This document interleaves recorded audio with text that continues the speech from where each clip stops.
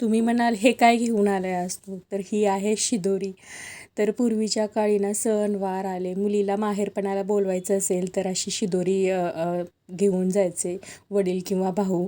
तर त्याच्यामध्ये शेंगदाण्याच्या पोळ्या, धपाट्या, चपात्या अशा गोष्टी असायच्या. खूप जणांना माहिती असेल, खूप जणांना माहिती नसेल. तर असं होतं. आता कालांतराने सगळ्या गोष्टी बदललेल्या आहेत. अशी शिदोरी बिदोरी आता कोणी देत नाही आहे. पण पूर्वीच्या काळी अशी शिदोरी द्यायची, त्याच्यावरती शेंगदाण्याची चटणी किंवा कोणत्याही प्रकारचं लोणचं वगैरे असायचं. तर ह्या शिदोरीच्या प्रकारातला एक प्रकार मी तुम्हाला घेऊन आले. शेंगदाण्याची पोळी आपण बनवणार आहोत. मस्त गुळातली खमंग अशी शेंगदाण्याची पोळी मी तुम्हाला शेअर करते. आता हिवाळा चालू आहे. हिवाळ्यामध्ये ना गुळाचे पदार्थ जास्त बनवले जातात. तर म्हणून म्हणलं चला तुमच्यासोबत शेअर करावं. तरी मी ते शेंगदाणे घेतले 1-1.5 वाटी आणि इथे 1.5 वाटी मी गुळाची पावडर वापरते.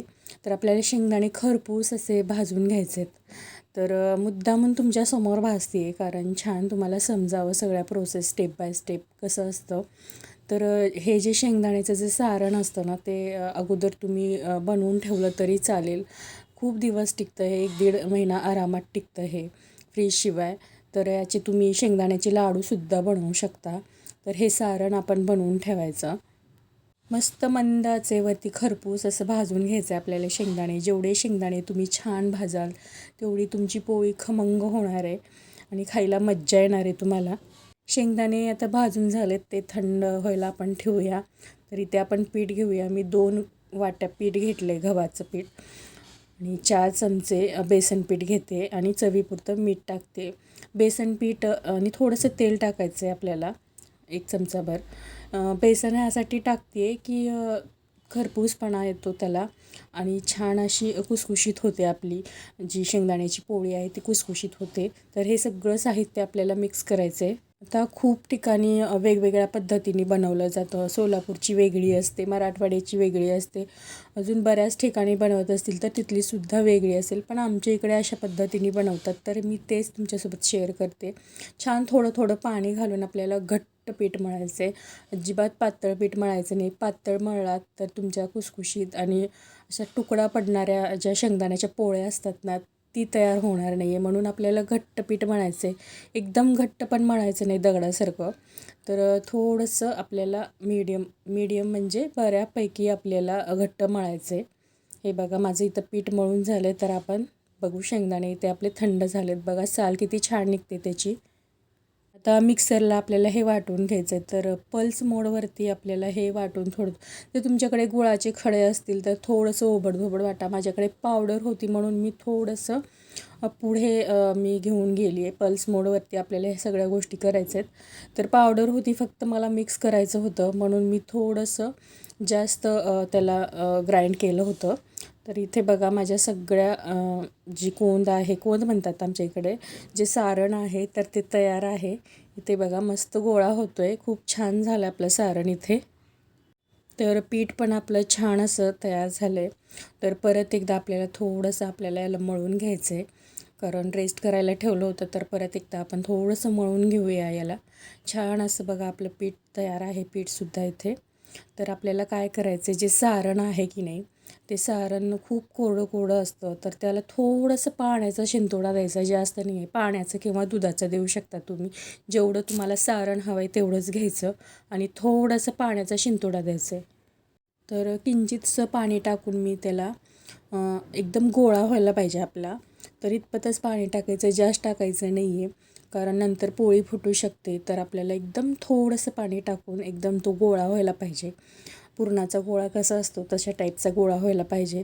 तर इथे बघा मी एक छोटंसं पिठाचा गोळा घेते आणि आपण पुरणला पारी कशी करतो तशी पारी करून घेतली आणि त्याच्यामध्ये जे आपलं सारण आहे शेंगदाण्याचं आणि गुळाचं, तर ते टाकायचं आपल्याला. मस्तपैकी ते बंद करून घ्यायचं. आपण सेम पुरणपोळी कशी बनवतो सेम तसंच बनवायचं आहे आपल्याला. आणि जे एक्स्ट्राचं पीठ आहे ते काढायचं किंवा तसंच लावलं तरी चालेल. हलक्या हाताने असं गोल करून घ्यायचं, जेणेकरून आपलं जे सारण आहे शेवटपर्यंत जायला पाहिजे. आणि मस्त हलक्या हलक्या हाताने स्टार्टिंगला सेंटरला आपल्याला त्याला लाटायचे, जेणेकरून जे सारण आहे ना पूर्ण कडापर्यंत जायला पाहिजे.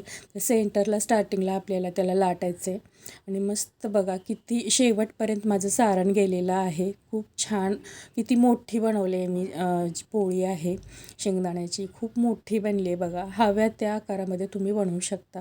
तर इथे मेन गोष्ट तवा गरम करायला ठेवायचा. अजिबात तेलाचा वापर करायचा नाही. तेलाचा वापर केलात की तुमची जी पोळी आहे ती फुटणार, 100% फुटणार. प्रयोग करून बघा तुम्ही.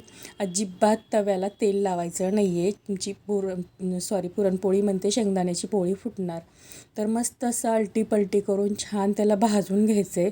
जेव्हा तुम्ही खाल ना त्यावेळेस तुम्ही तूप, तेल काय लावायचं त्यावेळेस तुम्ही ते लावून खाऊ शकता. पण भाजताना अजिबात तेलाचा किंवा तुपाचा वापर करायचा नाही. तर मी दुसरी पण दाखवते. दुसरी पण सेम मी पोळी तयार केली होती. तर सेम अशी पारी करून घेतली आणि जो गोळा आहे आपल्या शेंगदाण्याच्या सारणाचा तर तो भरला आणि पुरणासारखा मस्त असा भरून घेतला त्याच्यामध्ये आपल्या पुरणपोळीसारखा आणि हलक्या हाताने थोडंसं प्रेस करायचं जेणेकरून आपलं सारण शेवटपर्यंत जाईल आणि पिठामध्ये थोडंसं पीठ लावून त्याला स्टार्टिंगला मध्यभागी आपल्याला लाटायचं जेणेकरून सारण सगळीकडे जाईल आणि आपली पुरणपोळी परफेक्ट होईल. बघा मस्त अशी आपली जी शेंगदाण्याची पोळी आहे ती तयार होते. तर बघा हलक्या हाताने आपल्याला सगळं लाटून घ्यायचं. खूप जोर द्यायचा नाही जेणेकरून ना आपली शेंगदाण्याची पोळी फुटली नाही पाहिजे एवढा जोर नाही द्यायचा. बघा इथे मस्त असं मी अजिबात तेलाचा वापर केलेला नाही आहे. तेल लावलं की तुमची 100% पोळी फुटणार, गूळ बाहेर येणार, सारण बाहेर येणार. तर ही खूप महत्त्वाची टीप आहे, लक्षात ठेवा. आणि शेंगदाण्याची जी पोळी आहे ना फुगत नाही शक्यतो. जर फुगली तर ती मऊ होते, कडक होत नाही आहे, खुसखुशीत होत नाही. तर शक्यतो ती फुगतच नाही. जर तुम्ही जे पीठ आहे ना ते मऊ केलं ना पुरणासारखं तर ती फुगते. तर आता तुम्ही ठरवा तुम्हाला खुसखुशीत पाहिजे की तशी फुगलेली पाहिजे. तर जेव्हा तुम्हाला खुसखुशीत पाहिजे त्यावेळेस तुम्हाला घट्ट मळायचे आणि फुगलेली पाहिजे, मऊ पाहिजे तर तुम्ही पीठ सैल करू शकता जसं आपण पुरणाचं करतो तसं. जेव्हा तुम्हाला खायचं त्यावेळेस तुम्ही तेल, तूप लावून सगळ्या गोष्टी तुम्ही खाऊ शकता. दुधासोबत खातात आमच्या इकडे. दूध, तूप मस्त टाकलं जातं आणि छान अशी खुशखुशीत आपली शेंगदाण्याची पोळी तयार आहे बघा. मस्त माझ्या तयार होत्या पोळ्या. आमच्या इकडे ना पौष महिन्यामध्ये मार्गशीर्ष महिन्यामध्ये जे मार्गशीर्षचे गुरुवार असतात, आता पौष महिन्यामध्ये जे रविवार असतात सूर्यदेवाचे त्यावेळेस ही हमखास बनवली जाते म्हणून मी शेअर करते. थोडीसुद्धा हेल्पफुल अशी रेसिपी वाटत असतील, माझ्या टिप्स वाटत असतील तर नक्की लाईक करत जा, एक कमेंट करा. काही चुका असतील तर काही सजेशन असतील तर चलो बाय.